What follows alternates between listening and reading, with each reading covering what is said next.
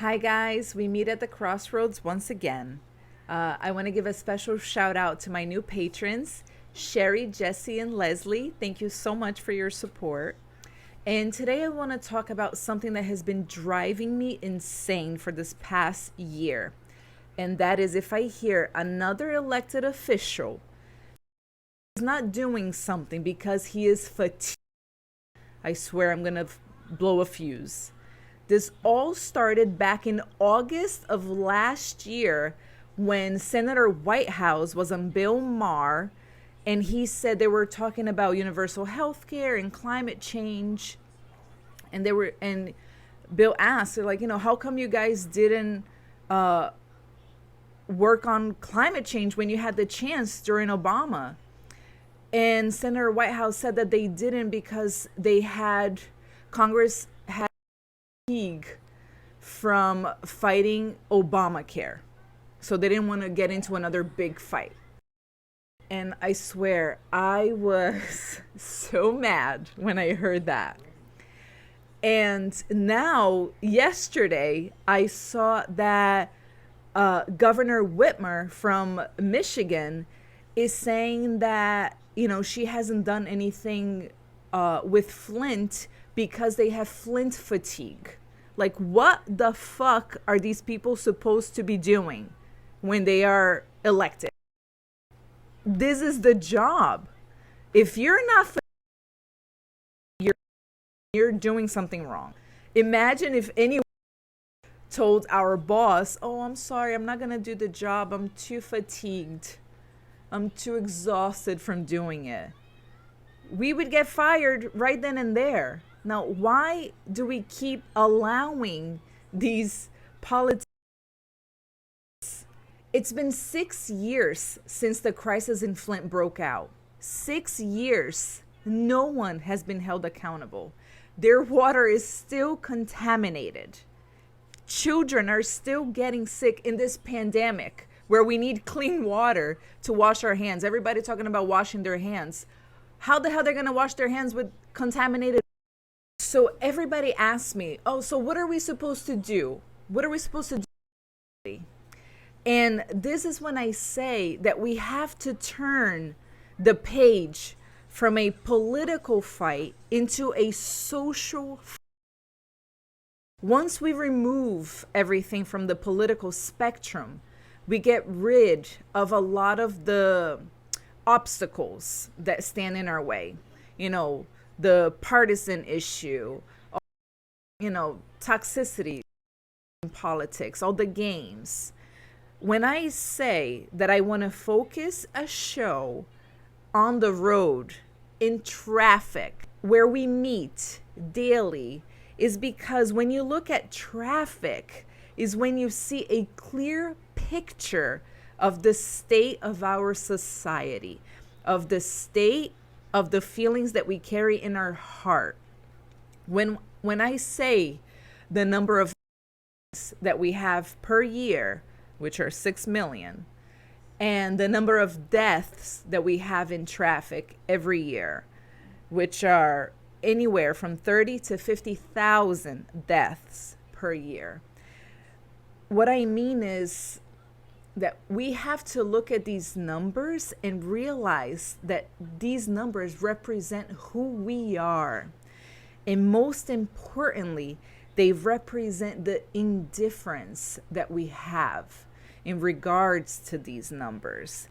We keep allowing people to become elected and re-elected with special interest money, meaning that they're not going to do anything that we need them to do. They're just going to line for all the corporations, and we let them get away with it. We don't do anything. Something that I read a few weeks ago, and it really, really struck a chord with me. And I do a lot of work with suicidal groups. And one lady, she committed suicide at 16 years old. And she was under an incredible depression. And she was thinking of committing suicide herself. And she was, all the things that were going through her mind. And she was thinking of how would she do it if she ever, came to that? And she hated the idea of, blood or, hanging herself. And finally, she came to the conclusion that the best place for her to commit suicide would have been out on the streets, on the road, driving. And she said, everything that happens out on the road in the end is just an accident. Now stop and think about this for a minute. And this is something that I worked on our first episode, the difference between an accident and an incident. We have normalized the horrors that happens to us every day out on the road. Everything is labeled an accident when in fact it's no accident at all. Little accountability for people who cause accidents, which in fact should be called incidents. They are technically called incidents, but it's not common in our language when we discuss these things for us to say that they're incidents. So when people ask me, what should we do? And I say the first thing that we have to do is fight the indifference that lives within us, the indifference that we feel towards the pain of others. If everything is fine with us, we don't move a muscle to fight for somebody else's pain. And our country right now is in so much pain. One, it has been normalized. Two, it has been thrown into that narrative of merit, like everybody gets what they deserve, or everybody's in the position that they're in because they didn't do, like it's their fault. And I mean, dude, who doesn't make mistakes? It's not about that. It's about the systemic injustices. It's about public policy that instead of working to help us, work to make things worse, more difficult for the average American. So we have to recognize the kind of role that we are playing, the kind of driver that we are being once we are out on the road. Because sometimes it's just a matter of putting on a blinker, saying that you're going to make a right or you're going to make a left in time. Okay, not when you're ready to.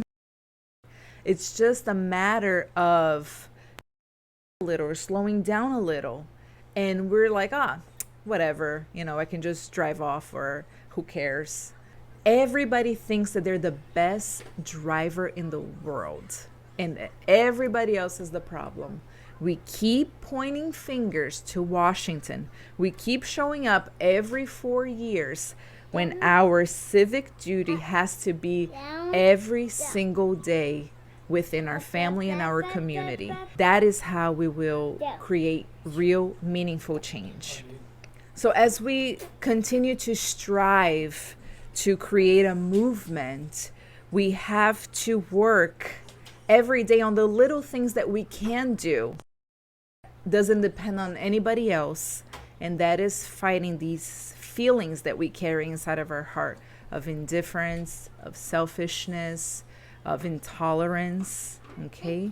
Because that is going to be the driver for us to form the alliances that we have to moving forward.